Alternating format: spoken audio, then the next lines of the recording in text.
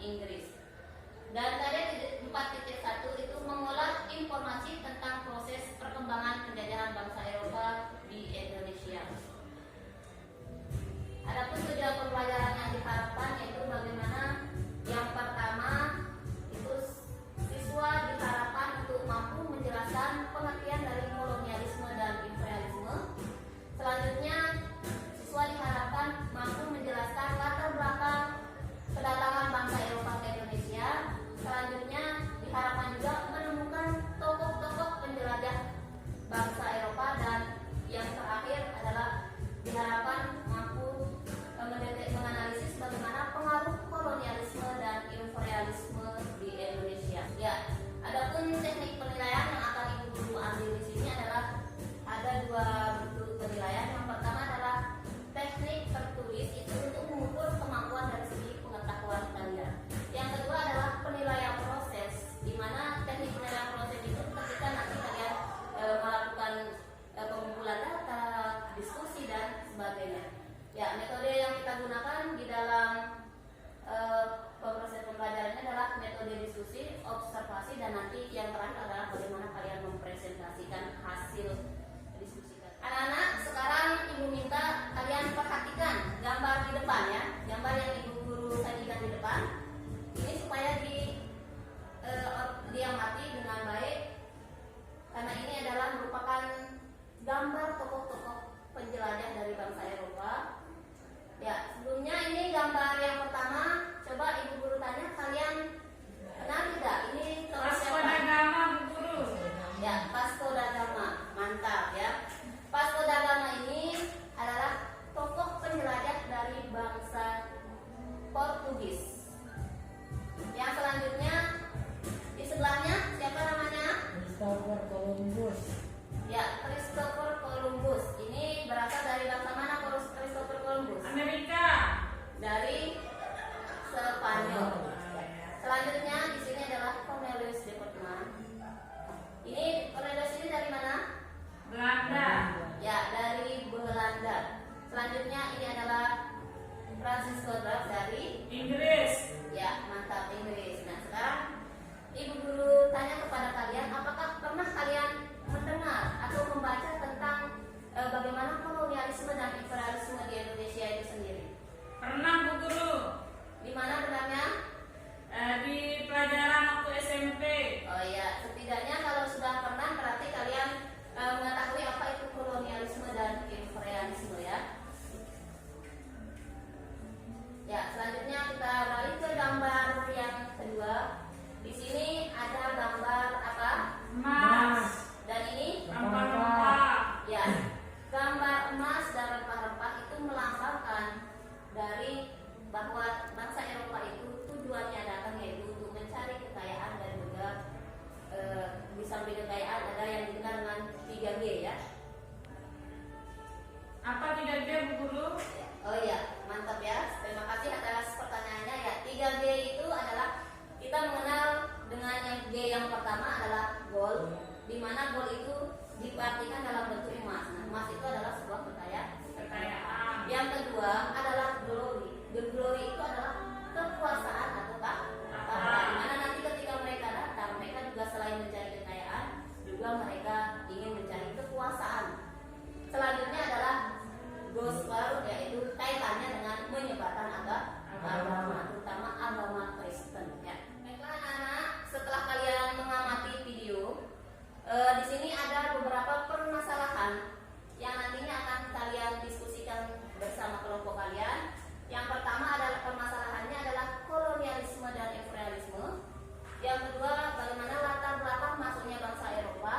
Selanjutnya penjelajahan atau tokoh-tokoh penjelajah. Yang terakhir adalah akibat atau pengaruh dari kolonialisme dan imperialisme itu sendiri. Ya, permasalahannya sudah ada, dan sekarang untuk memecahkan permasalahan yang ada, Ibu Guru minta kepada kalian untuk membentuk kelompok ya. Silakan untuk pembentukan kelompoknya kalian dari berhitung 1, 2, 3, 4, begitu pula seterusnya, dan nanti kumpul sesuai dengan nomor yang didapatkan itu menjadi kelompoknya masing-masing ya. Mengerti maksudnya?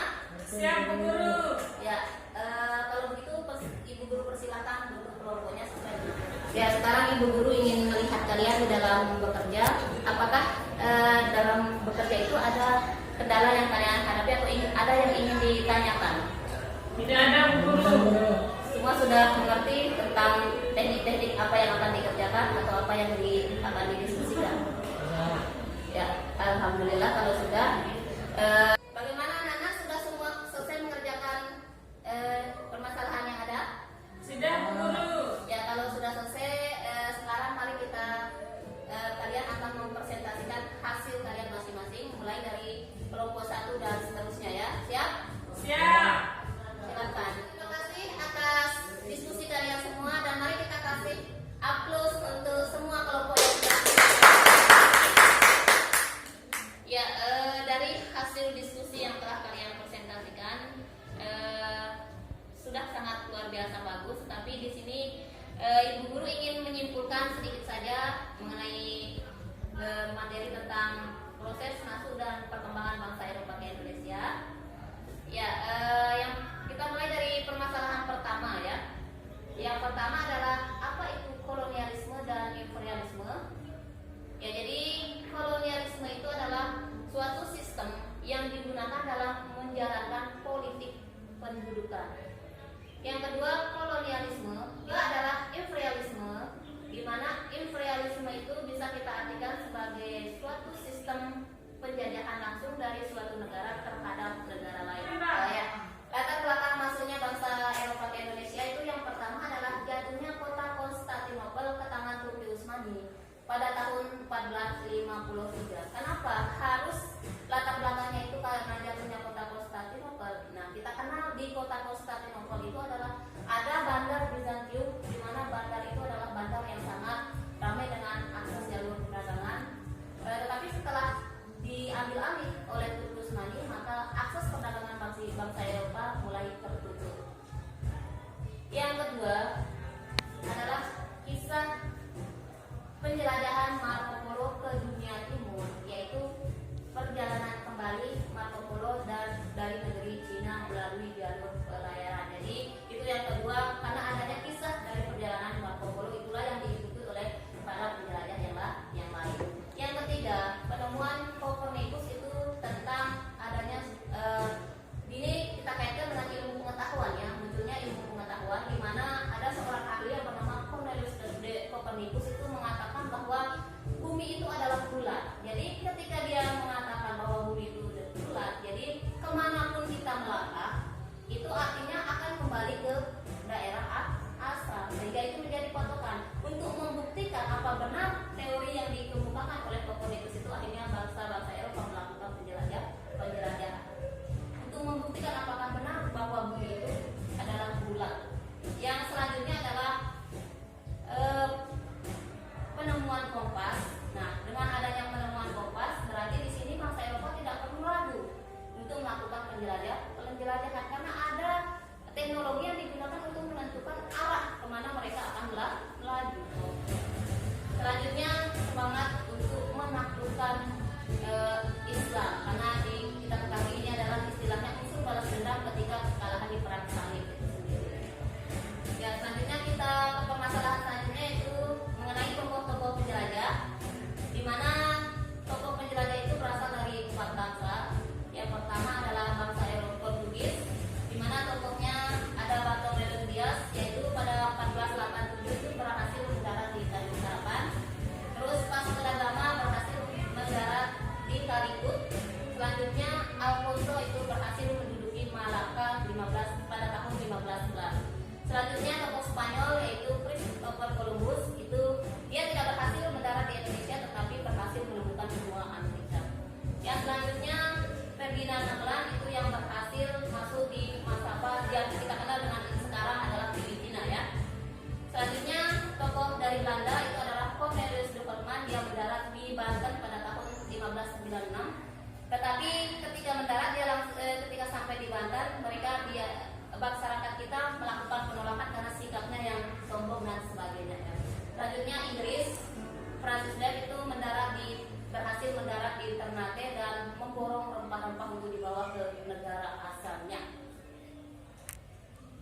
Ya, selanjutnya ini kita beralih kepada pengaruh atau dan imperialisme. Itu di bidang politik itu penjajahan pengaruhnya yang pertama di bidang politik yaitu penjajahan ikut campur dalam urusan berkerajaan di Indonesia. Terus menegaskan langkahnya ingin menguasai wilayah yang ada di Indonesia. Selanjutnya di bidang sosial ekonomi itu masuknya sistem ekonomi uang, terus memudahkan bagi pelaksana untuk pemungutan pajak, dan lahirnya buruh upahan, masalah dan tanah dan penggarapannya, sistem penyewaan tanah dan praktik kerja paksa. Itu yang di bidang sosial ekonominya. Selanjutnya dampak di bidang kebudayaan itu berpengaruh budaya barat di lingkungan tradisional semakin mulia. Artinya bagaimana budaya-budaya barat itu semakin cenderung dipergunakan di negara Indonesia. Itu maksudnya pengaruh di bidang kebudayaan, mulai dari tradisi, keadaan kebiasaan yang sudah ada mulai memudar ya, itu dalam bidang kebudayaan. Ya, jadi itu kesimpulan dari Ibu Guru.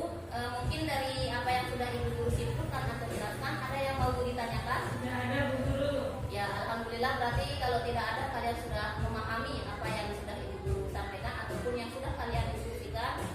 Nah, sebelum kita mengakhiri pembelajaran kita hari ini, maka Ibu Guru minta kepada kalian untuk menjawab ujian kompetensi yang ada di bukunya, itu yang di LK untuk materi tentang perkembangan kolonialisme dan imperialisme. Dan juga kalian nanti di rumah pelajari tentang dampak perkembangan kolonialisme dan imperialisme. Ya, siap? Siap, Bu Guru. Ya, kalau begitu karena waktu sudah habis, maka Ibu Guru akan menutup pembelajaran pada hari ini, dan semoga apa yang kita lakukan pada kesempatan hari ini menjadi bermanfaat bagi kita semua.